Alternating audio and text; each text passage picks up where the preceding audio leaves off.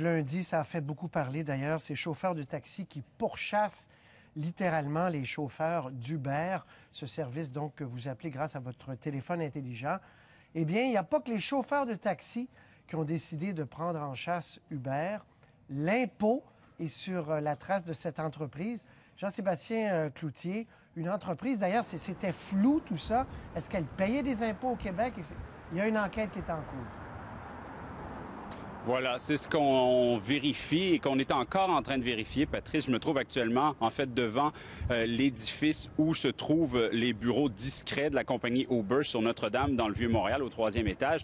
Et derrière moi, il y a toujours un véhicule de Revenu Québec. Les enquêteurs sont arrivés ici ce matin. Alors, c'est donc une longue perquisition ici et également dans les bureaux d'Uber dans Pointe-Saint-Charles.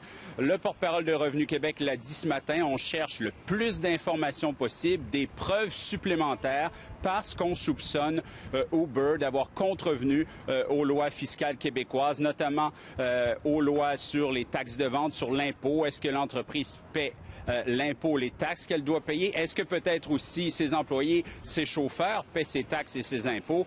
Porte-parole de l'industrie du taxi qui était présent ici aujourd'hui rappelait que Uber, par exemple, n'envoyait pas de T4 à ses chauffeurs. Toujours est-il qu'ils étaient une vingtaine et ils sont encore une vingtaine d'enquêteurs aujourd'hui. Ça pourrait prendre des semaines et des mois, cela dit, à savoir s'il y aura en bout de ligne des accusations pénales. Là-dessus, je vous laisse écouter Stéphane Dion de Revenu Québec, suivi de la réaction du représentant de l'industrie du taxi. Notre objectif, c'est de s'assurer que les lois fiscales soient respectées au Québec. Ce qui est important de préciser, c'est qu'en général, dans l'industrie du taxi, au Québec, toutes les entreprises qui fournissent un service de raccompagnement de taxi contre rémunération ont l'obligation de percevoir et de remettre les taxes. Je suis pas surpris. Je suis content que ça arrive une chose de même parce que ça devait arriver. Ça fait 1 an qu'on crie sur toutes les tribunes publiques, OK, que cette compagnie travaille illégalement au Québec. Puis personne ne réagit. Maintenant qu'ils ont réagi, je suis bien satisfait. Et est-ce que Uber a réagi?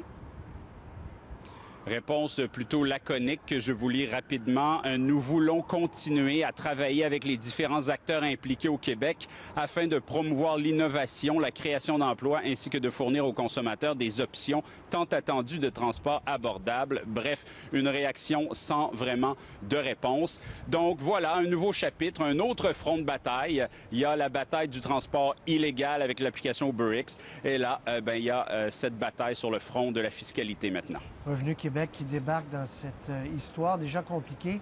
On n'a pas fini d'en entendre parler. Merci, Jean-Sébastien. Au revoir.